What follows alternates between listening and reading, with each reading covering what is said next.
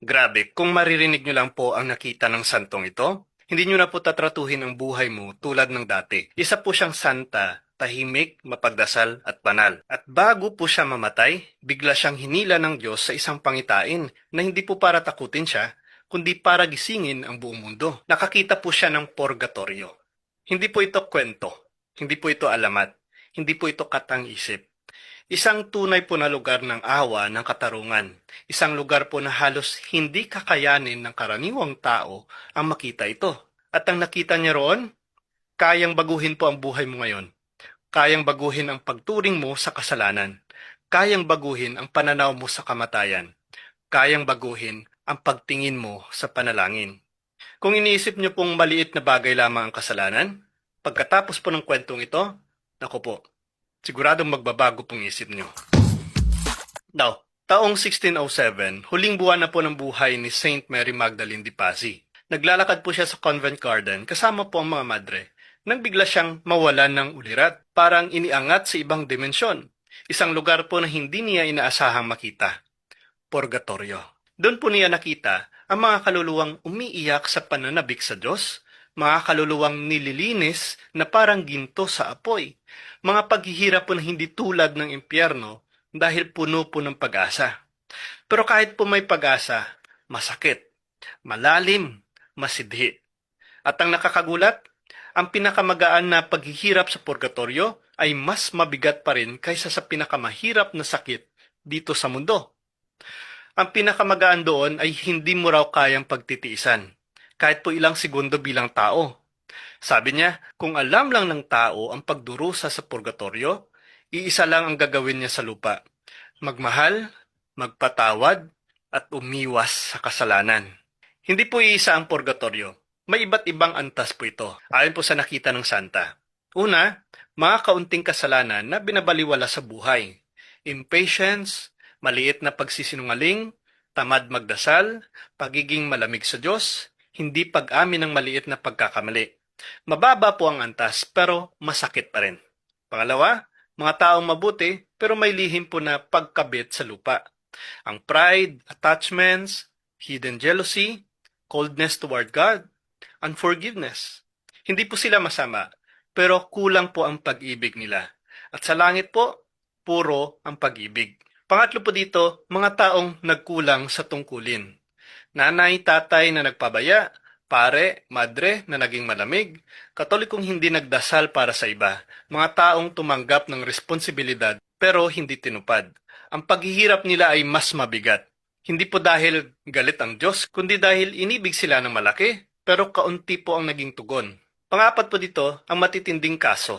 Mga taong nabuhay ng mabuti pero may malalaking sugat ang kaluluwa, pride, envy, sins against charity. Nilinis po sila ng mas matindi dahil mas malaki po ang kanilang misyon. Now, ano pong pinakamasakit na parte doon? Hindi po ang apoy, hindi po ang hirap, kundi ito, ang sobrang pananabik sa Diyos. Alam po nilang maliligtas sila, alam nilang papunta sila sa langit, pero hindi pa sila handa. At ang pagkakahiwalay po na iyon, kahit sandali lang, ay napakasakit na hindi mo kayang sukatin. Walang despair, walang hopelessness, pure love, pure longing. At iyon mismo ang nagpapadilinis sa kanila. Now, marami talaga ang nagsasabi na wala namang purgatorio sa Biblia. Imbento lang yan ng Katoliko. Pero tulad po ng maraming maling akala, sinasabi po ito hindi dahil mali ang Biblia, kundi dahil hindi nila binabasa ng buo ang Biblia. Dahil kapag tinitingnan mo po ang scripture ng may kabuuang pananaw, makikita mo po ang malinaw na pattern. May paglilinis pagkatapos ng kamatayan. May paggawad ng awa at hustisya. May lugar na hindi po impyerno, hindi rin po langit, pero may pag-asa. At iyon po ang purgatorio. Ngayon po himay-mayin natin ng mas malalim. Sinasabi po in 1 Corinthians chapter 3 verse 13 to 15, ang gawa ng bawat isa ay susubukin sa apoy. Ang tao ay maliligtas, ngunit tulad ng isang nagdaan sa apoy. Pansinin niyo po ang tatlong keyword. Susubukin sa apoy. Hindi po ito apoy ng impyerno. Dahil ang apoy po ng impyerno ay parusa. Ang apoy po ng purgatorio ay paglilinis. Balinaw po na sinasabi ni San Pablo, may testing fire pagkatapos ng kamatayan. Pangalawa po dito sa keyword, maliligtas. Kung impyerno, hindi po yan save. Kung langit, hindi na kailangan ng fire. So ano pong tinutukoy dito na maliligtas kahit na magdaan pa sa apoy? Isa po itong lugar na kung saan nalilinis ang kaluluwa. And that's purgatory. Pangatlo po sa keyword, ngunit tulad ng nagdaan sa apoy. Hindi po siya napahamak pero nalinis. Hindi po nasunog pero natunaw ang dumi at bahid ng kasalanan. Yan pong tinatawag na purification process. Hindi po yan impyerno. Hindi rin po yan langit. That is purgatory. Now, in 2 Maccabees chapter 12 verse 46, sinasabi po dito, banal at kapuri-puri ang manalangin para sa mga patay. Why we pray for the dead? Kung ang patay na nasa impyerno, wala pong epekto ang panalangin. Kung patay na nasa langit, hindi na po kailangan pang ipanalangin. Bakit sila ipinagdarasal ng mga unang Kristiyano? Because they understood that there is a state where the dead still need help. There is purifying mercy beyond death. And that is not tradition of men. This is Bible. Note, kahit po Protestant forefathers, si Luther, si Calvin, si Wesley, ay nagkaroon po ng struggle sa verse na ito. Kaya po nila tinanggal ang Maccabees sa canon. Bakit? Because it clearly supports Catholic doctrine. Now, in Matthew chapter 12, verse 32, sinasabi dito, ang ilang kasalanan ay hindi patatawarin, hindi sa mundong ito, o sa kabilang buhay. Kung may mga kasalanang pinatawad sa kabilang buhay, hindi po yan sa impyerno. Because there is no forgiveness sa lugar na yan. Hindi po yan sa langit, dahil walang kasalanan po doon. Or walang sino man na may kasalanan ang makakapasok doon. So, ano pong lugar na ito? Isa po itong lugar kung saan may pagpapatawad pagkatapos po ng kamatayan. Isang lugar po ng paglilinis. Isang lugar ng pag-asa. And that is exactly purgatory. Sinasabi rin po in 1 Peter chapter 3 verse 19, the spirits in prison. Jesus preached to the spirits in prison. Hindi po ito hell. Dahil po ang nasa impyerno ay wala na pong chance. So, hindi na po kailangan pa na puntahan ang ating Panginoong Hesukristo para iligtas sila. Hindi rin po nangaral ang ating Panginoong Hesukristo sa mga condemned. Hindi rin ito heaven dahil wala pong kulungan sa langit. Walang souls na kailangan pang hintayin. So ano pong lugar na ito? A spiritual state where souls were waiting for redemption. Exactly the theological foundation of purgatory. A temporary state of cleansing and preparation.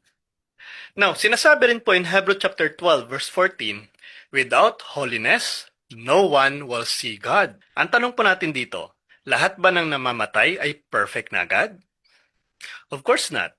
May sugat po yan, may galit pa rin, may pride, may impurity, may ugaling hindi pa hinuhubog. Kung namatay kang mahal ang Diyos, ngunit hindi pa ganap na banal, may dalawang posibilidad po dyan. Una, it's either didiretso ka sa impyerno. Kahit nang mahal ka sa Diyos, hindi po. Pangalawa, may gracious purification. Ito ang consistent love and justice ng Diyos. And with that, in between purification is purgatory.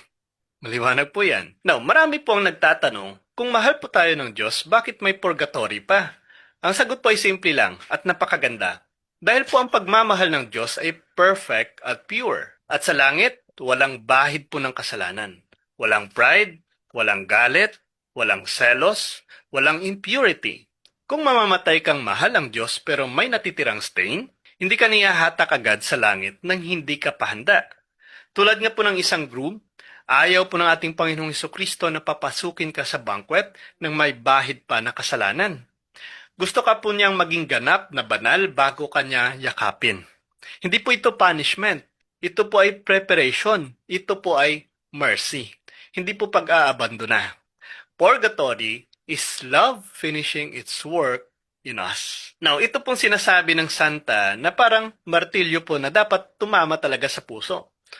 Maraming kaluluwa sa purgatory ang nandyan hindi dahil sa malaking kasalanan, kundi dahil sa maliit na kasalanan na binaliwala nila dito sa lupa. Mas delikado pong maliit na kasalanan kasi hindi mo po pinagsisisihan. Paulit-ulit mong ginagawa. Secret sins. Normal lang, pinapalusot mo, hindi mo pinibigyan ng pansin. Pero sa spiritual world, ang maliit, lumalaki. Ang maliit na pride ay nagiging deep wound. Ang maliit po na galit ay nagiging malaking harang. Ang maliit na impurity ay nagiging mantsa sa kaluluwa. Ang maliit na tamad dasal ay nagiging gutom ng espiritu. At kapag hindi mo po ito inayos sa lupa, naku po, aayusin po ito ng Diyos. Pero sa pamamagitan ng purification sa purgatory. Now, ito pong nakakagulat. Ang mga kaluluwa po sa purgatory ay 100% helpless sa sarili po nila. Hindi po sila makakagawa ng good works, penance, sacrifices, merits, prayers for themselves. Pero tayo ang mga kamay na maaabot sila. Tayo ang mga tinig nilang hindi makakapagsalita. Tayo ang tulay nila patungo po sa langit. Every time we pray, eternal rest grant unto them. Every Hail Mary, every Lord have mercy. Or offer a rosary para sa kanila, sacrifice para sa kanila, almsgiving, fasting, and holy mass para sa kanila. We are literally helping souls rise to heaven. Literal po, hindi po metaphor, hindi po symbol, hindi po memory. Totoo po ito. Sabi nga po ni Saint Padre Pio, kung alam nyo lang kung gaano sila nagdurusa, dadalasan nyo po ang pagdarasal para sa kanila. At sabi nga po ni Saint Augustine, mas mabilis kang tutulungan sa langit ng kaluluwang tinutulungan mo sa purgatorio. At sabi nga po in 1 Corinthians 13 verse 8, love never ends. Even death cannot stop charity. Marami pong kaluluwa ang napapabayaan. Bakit? Wala na po kasing pamilya. Nakakalimutan na. Kinakalimutan ng ipagdasal. Naubos ng memorya. Pero hindi po sila nakakalimot. Tinitingnan po nila tayo sa pananabik. At kapag nakalabas po sila sa purgatorio, hindi po sila nagpapahinga hanggat hindi nila na ipapanalangin ang taong tumulong sa kanila. Now, ito pong final question. Simple lang po. Hindi para takutin, kundi para gisingin tayo. Kailan ka huling nagdasal para sa yumao? Kung ngayon ka palang po muling makakaalala, baka ikaw po ang sagot sa panaghoy ng isang kaluluwa doon. Sa harap ng Diyos, wala pong maliit na kabutihan. Now, kung may isa pong bagay na itinuturo po sa iyo sa kwento po ito po ang katotohanan. Purgatory exists because heaven is holy and God is love. At kung mahal mo po ang Diyos at ang mga mahal mo sa buhay, huwag ka pong mabuhay ng parang walang bukas. Huwag mong baliwalain po ang maliliit na kasalanan. Huwag mong kalimutang ipagdasal ang mga patay. Huwag kang mahiyang humingi po ng tawad.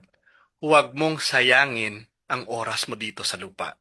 Dahil ang susunod po na buhay, mas totoo kaysa sa mundong ginagalawan po natin ngayon. At tandaan po natin ito, kung may pag-asa ang kaluluwa sa purgatorio, mas lalong may pag-asa ka habang nabubuhay pa. Follow and share po natin ang video na ito upang mas matulungan pa nating lumago at mas marami pang maabot sa ating ginagawang evangelization. God bless po sa ating lahat.